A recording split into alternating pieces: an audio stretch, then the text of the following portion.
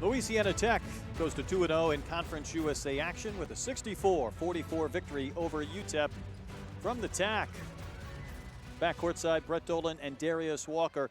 UTEP seemed to control the pace in the first half. It was a three-point game. They lose their 7-footer, Matt Wilms, to maybe a foot injury in the second half, and it certainly changed the dynamics of this game. It really seemed like it dwindled from there because when they lost Matt Wilms, they couldn't protect the rim, so we saw McCree and Boykins get a lot of buckets near the basket. But then to top things off, if losing Wilms was not enough, they also lost Paul Thomas to fouls. He fouled out, and he was having a tremendous game on the offensive side of the ball for the Miners. So they really had no chance to really compete because the depth issue just continues to be a problem for them. And Eric McCree maybe showing he was the best player on the floor tonight. A double-double. He was involved in almost everything. He really has, and he can do everything. He can really do it all with the ball in his hands. I mean, as a player, especially at the power forward position, it's such a matchup nightmare because you're asking big guys to be able to maneuver with a guy who's got this kind of athleticism. But you put a small guard on McCree, he's going to put up some big numbers and some big points, and he can stop and pop and hit the jump shot from really anywhere. Just a nice stroke, and he's also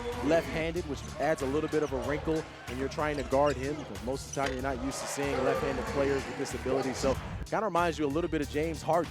You know, that's a huge comparison, but just the way he can step back and make shots, he's an excellent player. Neither team other than McCree really shot the ball extremely well today. Louisiana Tech able to win, shooting 38%. They did hit 10 three-pointers, and turnovers were a problem for the Miners. They really were. I mean, 19 today, that's just way too many.